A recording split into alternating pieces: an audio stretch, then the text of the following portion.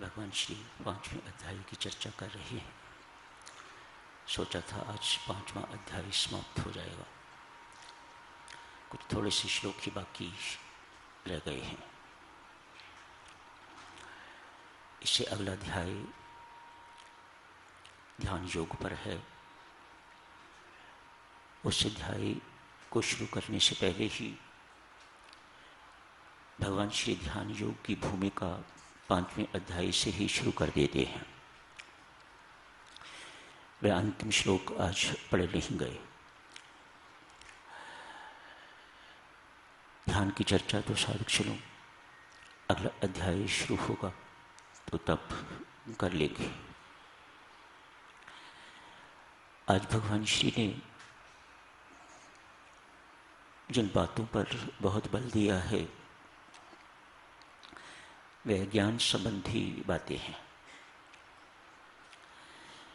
ज्ञान का प्रसंग चल रहा है तो इसलिए भगवान को ये कहना पड़ा कि भगवान किसी के पाप और पुण्य को अपने ऊपर नहीं लेते। ये भक्ति की मान्यता तो नहीं है। क्योंकि ज्ञान का प्रसंग चल रहा है इसलिए भगवान अपने आप को निर्लेप असंग साक्षी घोषित कर रहे हैं। आई डू नॉट इंटरफियर, मैं हस्तक्षेप नहीं करता। यदि देवियों सज्जनों ये सत्य है तो भक्ति संप्रदाय तो नष्ट हो जाएगा, खत्म हो जाएगा। क्योंकि ज्ञान का प्रसंग है इसलिए भगवान को ये सब बात ज्ञान के प्रसंग में कहनी पड़ती है। अभी पिछले ही अध्यायों में भगवान श्री ने कहा है अपने कर्म, अपना आप, अपने कर्म, कर्मफल, कर्तापन, मन, बुद्धि इत्यादि सब परमात्मा को अर्पित कर दो। क्या अर्थ है इसका? यदि भगवान अपने ऊपर हमारे पाप पुण्य नहीं लेता तो फिर ये सब कुछ स्वीकार कहाँ करेगा? तो देवियों सज्जनों ये ज्ञान का प्रसंग है तो भगवान ने इस प्रकार की घोषणा की है। भक्ति के प्रसंग में जो कुछ हम पहले पढ़ चुके हैं, जो कुछ आगे पढ़ेंगे, चूँकि हमारा मार्ग भी भक्ति का मार्ग ही है तो हमें इसी मार्ग को पकड़ना चाहिए। अपना सब कुछ परमात्मा को समर्पण कर देना चाहिए। इसी अध्याय में साधक चलो परसों ध्यान योग की बात शुरू हो जाए। शायद पता नहीं शबनम जी ने क्या सोचा है, क्या बनाया है। अगर शुरू हो जाता है तो ध्यान की चर्चा करेंगे। इस अध्याय के अंत में भगवान श्री एक बहुत अद्भुत सी घोषणा करते हैं। कहते हैं मैं सबका परम सुहृद हूं। सुहृद अर्थात मित्र। कैसा मित्र? सुहृद मित्र भी कह सकते थे लेकिन सुहृद कहा है। निस्वार्थ भाव से हर एक का हित करने वाला परम सुहृद, परम मित्र, लेकिन निस्वार्थ भाव से परोपकारी। किसी का अहित परमात्मा ना सोच सकते हैं, ना बोल सकते हैं और ना ही कभी कर सकते हैं।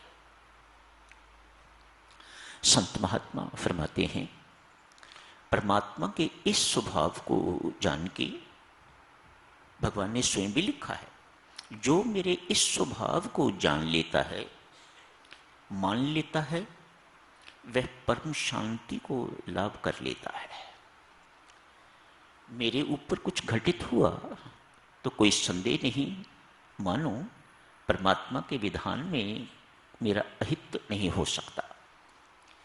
आज बहू बहुत परेशान कर रही है सास को, तो सास यदि ये सोचे काहे की चिंता, भगवान सब कुछ करने कराने वाला है, मेरा हित तो नहीं हो सकता, इसमें कोई ना कोई भलाई होगी, तो तत्काल शांति आदमी को मिल जाती है।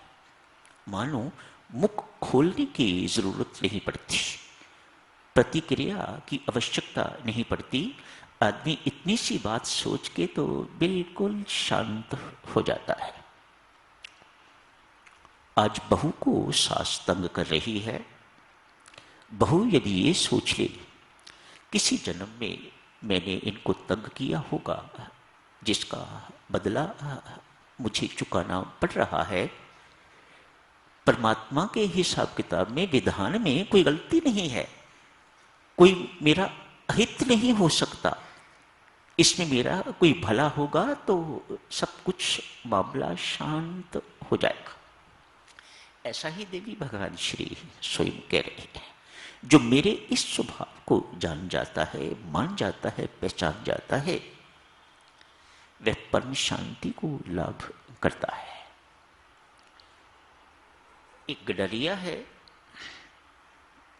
भेड़ चराने वाला, रोज जंगल जाता है, भेड़ें ले जाता है, सुबह ले जाता है, शाम को जिस जिसकी होती हैं उनके घरों में भेड़ों को लुटा देता है। आज एक संत से मिलन हुआ है। संत ने कहा,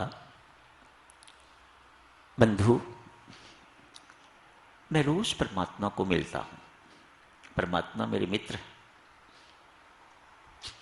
वो ऊपर पहाड़ी है, वहां रोज जाता हूं उनको मिलने के लिए, बातचीत करके वापस आ जाता हूं। सीधा साधा गडरिया है, बड़ा प्रभावित हुआ। ये साधु परमात्मा से बातचीत करता है, परमात्मा से मिलता है, इसको परमात्मा के दर्शन होते हैं। सरल स्वभाव का कहा, महात्मा, क्या परमात्मा मेरे भी मित्र बन सकते हैं? हां, क्यों नहीं? वे तो सबके मित्र और सबको मित्र बनाना चाहते हैं। वे स्वयं सबके मित्र हैं और औरों को भी। मित्रता तो तभी है ना, आप मेरे मित्र और मैं आपका मित्र। मित्रता तो यही होती है। वे तो सबके मित्र हैं, क्यों नहीं तुम्हें मित्र बनाएंगे? जरूर बनाएंगे। गडरिया कहता है, महात्मा जी, मुझे परमात्मा का मित्र बना दो। ठीक। पहाड़ पर गए, लौटे हैं, आके गडरिये को कहते हैं अगले दिन, भाई, मेरे परमात्मा ने तुम्हें अपना मित्र बना लिया है। ठीक, आगे क्या करना है इस बेचारे को कोई बोध नहीं। संत महात्मा ने कुछ बताया भी नहीं। मित्र अर्थात परस्पर प्रेम, इतना ही इसे बोध है। मैंने मित्र बनाया है या परमात्मा ने मुझे मित्र बनाया है, तो परमात्मा मेरे साथ प्रेम करना शुरू कर दिया है उसने, और मुझे परमात्मा के साथ प्रेम करना चाहिए। थोड़े ही दिन के बाद आधी भेड़ें मर गई।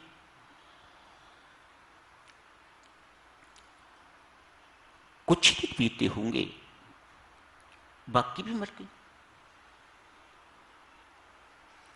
गडरिया बहुत चकित है, जब से मैंने परमात्मा को मित्र बनाया है, मेरी भेड़ें मरती जा रही हैं। अब एक भेड़ भी मेरे पास नहीं रही।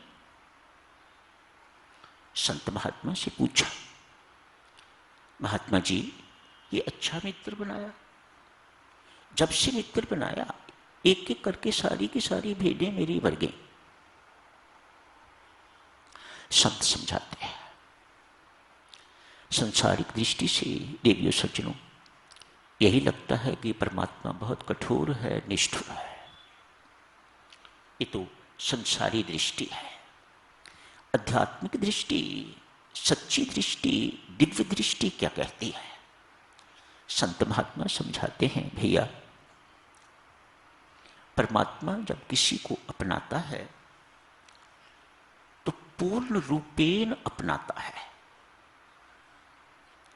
वह नहीं चाहता कि इसका आधा हिस्सा मुझे मिल जाए और आधा हिस्सा इसका भेड़ों में रहे या परिवार में रहे।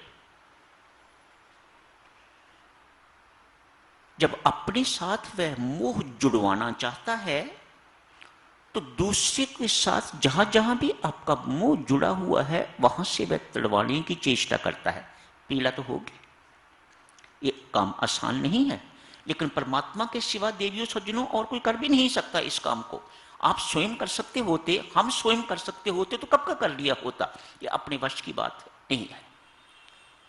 परमात्मा परम सहायक बनता है दूसरों के प्रति जो मोह तोड़ के तो अपने साथ मोह जोड़ने के लिए। लगता तो यही है, परमात्मा बहुत कठोर है लेकिन परम हितकारी है। वह नहीं चाहता कि आपका मोह संसार के साथ, संसारियों के साथ जुड़ा रहे। संत महात्मा यहां समझाते हैं, भाई परमात्मा का विधान सुन लो। एक हृदय में परमात्मा और भेड़े दोनों साथ साथ नहीं रह सकते। वहां मामला भेड़ों का है, यहां मामला परिवारों का है। पुत्र पुत्री नाचने चाहते हैं और माता पिता नाचते हैं, उनके इशारों पर नाचते हैं। माता पिता आप जो जो बच्चे कहते हैं उसके अनुसार चलते हैं। बच्चों को अपने माता पिता की प्रत्येक कमजोरी का पता है। हम कमजोर, वी आर देयर वीकनेसेस। वह एक एक वीकनेस का फायदा उठाते हैं, है ना माता हो, है ना ऐसी बात, ऐसा ही करते हैं ना। पुत्री को पता है एक टेलीफोन करने की जरूरत है। मामा बच्चे कह रहे हैं हम नानी के बिना जन्मदिन नहीं मनाएंगे। नानी बस फ्लाई करती है, कहीं से पहुंचती है। अरे वाह बच्चे, तुम मेरे बिना जन्मदिन नहीं मना सकते। नानी झट से कहीं भी हो पहुंचती है, दादी है, नानी है, कोई भी है। बच्चों को पता है इनकी वीकनेस कहां है, वह इसका लाभ लेते हैं। बहरहाल देवियों, ये तो गृहस्थ की बातें हैं, आप जानो। शास्त्र जो कहता है वह आपकी सेवा में अर्ज कर दिया है। एक हृदय में परमात्मा और भेड़े नहीं रह सकती। मैं परिवार की बात नहीं कर रहा क्योंकि ये कहानी गलरिये की है। बहरहाल आपको इस निष्कर्ष पर ही पहुंचना चाहिए, एक हृदय में परमात्मा और परिवार भी नहीं रह सकते। आपको एक ही को चुनना होगा। इसलिए वह सुहृद परमात्मा साधक जनों, जहां जहां भी आपका मोह जुड़ा हुआ है, जहां जहां भी आपकी प्रीति राग आपका बिखरा हुआ है, वहां से तोड़ता रहता है और अपने साथ जोड़ता रहता है ताकि पूर्णतया आप परमात्मा के साथ जुड़ जाएं। माता कौन होगा उस परमात्मा जैसा परम हितकारी। मां यशोदा लल्ला को गोदी में लिए है, दूध पी रहा है, खूब दूध पी रहा है। पहले तो पकड़ नहीं रही थी, छटपटाया लल्ला, मानो मुझे मां की जरूरत है, मुझे उसके दूध की जरूरत है। तो अपनी गोद में उठा लिया। काम कर रही थी, गोद में बिठा के ही काम करती रही। दूध उबलने लगा तो छोड़ के लल्ला को वहां चली गई। बुरा लगा, क्या मेरे से दूध इंपॉर्टेंट है? उबल जाएगा, क्या फर्क पड़ जाएगा, क्या कमी है यहां दूध की? मटके में दही बिलोया जा रहा है, लस्सी निकाली जा रही है। मां इधर बैठी हुई परमात्मा को अपने पुत्र को दूध पिला रही है, ध्यान वहां है, तो क्या कन्हैया इन बातों से अपरिचित है? क्या उसे पता नहीं कि मां मुझे मन से दूध, हृदय से दूध पिला रही है, या उसका ध्यान उस मटके में है, तो वहीं बैठे बैठे ही उस मटके को भगवान फोड़ते हैं, ताकि मां का मोह उस मटके के प्रति जो है वह टूटे फूटे और मेरे साथ होल हार्टेडली मां जुड़े। आप ऐसे परमात्मा को सुहृद कहोगे कि नहीं कहोगे? निस्वार्थ परोपकारी, सबका भला चाहने वाला, सबका भला करने वाला, और निस्वार्थ भाव से स्वयं को कुछ नहीं चाहिए, स्वयं सिर्फ आपका प्यार अपने साथ जोड़ना चाहता है। क्यों? आपका भला इसमें है, आपका कल्याण इसमें है, इसमें उसका कुछ नहीं मिलता, उसको कुछ नहीं मिलने वाला, वह आपकी प्रीति अपने साथ पूर्णतः जोड़ना चाहता है। इससे कोई परमात्मा को फायदा नहीं है। आपका कल्याण, आपका मंगल इसमें है। तो यही समाप्त करने की इजाजत दीजिए।